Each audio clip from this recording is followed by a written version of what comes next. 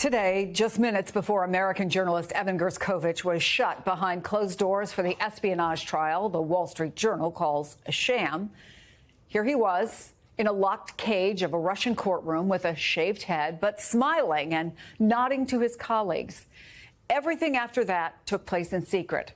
Gershkovich is the first Western journalist to be tried for espionage in Russia since the Cold War. He, his employer, the Wall Street Journal, and the U.S. government all vigorously deny the charges. But if convicted, Gershkovich faces up to 20 years in prison. The future is daunting. Russian courts convict more than 99% of the defendants who come before them, leaving little doubt about how this trial will end. I want to bring in Jay Conte, Executive Vice President and General Counsel for Dow Jones, the company that owns the Wall Street Journal. Thank you so much for coming in.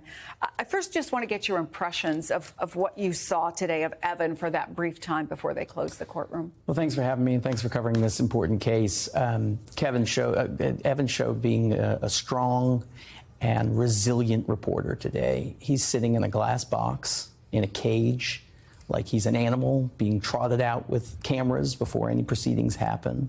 And he had his head high, and he looked strong, and he looked straight ahead, and he even smiled a number of times.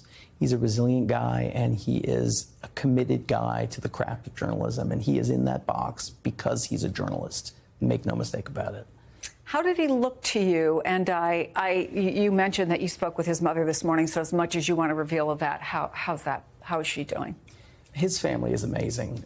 One of the unexpected benefits of this was to get to know a family that I otherwise wouldn't have known. And Ella, his mom, Mikhail, his dad, Danielle, his sister, are remarkable human beings. They're very resilient, they're strong, and most importantly, Evan and his whole family have a tremendous sense of humor through all of this. They try and focus on the absurd elements of some of this in order to try and get through it, because otherwise, what choice do you have? But the other thing that's impressive about them is that they stay positive. They try and focus on the optimism of it, because otherwise you just kind of default or crumble. And instead they choose to say, no, he's going to get out eventually. And they try and stay upbeat. So let's talk about those efforts and those odds. You're part of the legal team that has been working behind the scenes to secure Evan's release more than a year now. Where does that stand? Listen, I describe it as lots of activity, not clear how much progress. It is 455 days that Evan has been in detention. And there's only one marker of success, right? Getting him out of that box and out of prison in Russia. And there's a giant team at the Journal and in government and in various places trying to work on this. But ultimately, this is a government-to-government kind of negotiation.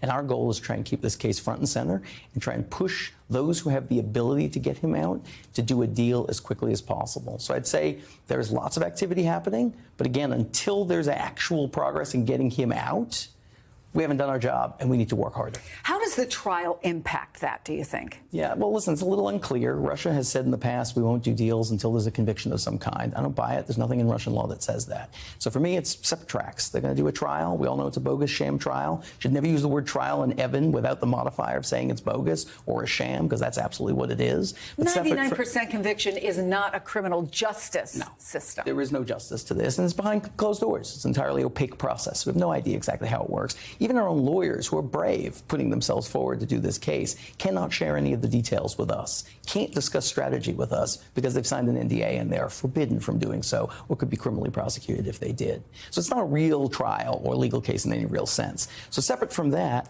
we've got to keep the foot on the gas to get a deal, to get him out. That's priority number one. He is a journalist, has done nothing but committed the act of journalism, and for 455 days, he's been in custody, and it's time to bring him home. I know you've been petitioning your company to the United Nations.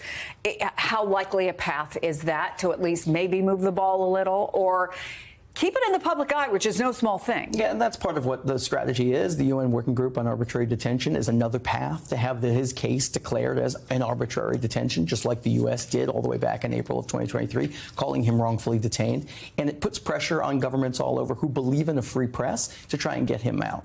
The real problem that we have here is this kind of political hostage-taking could continue to happen if there aren't consequences for the countries who take journalists off the street. If you look at what's happened so far in Russia, Russia, there have been no consequences, right? A good reporter gets taken off the street. Western news organizations pull out their operations because they're scared. And ultimately, if the past is any predictor, there'll be a deal of some kind where a bad guy goes back to Russia. What are the bad consequences for Russia having done this? There aren't any. So in the broader sense, we're going to have to figure out a solution to that, or this may be a bigger problem. Public relations win. Jay Conte, Executive VP, General Counsel of Dow Jones. We're all thinking about Evan, his family, and all of you who I know love and are just anxiously awaiting his return, as we all are. Thank you for taking the time to come on the show. Thank you so much for having me.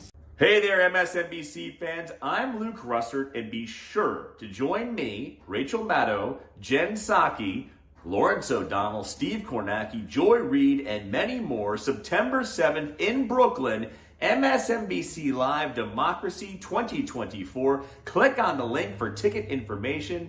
We will see you there.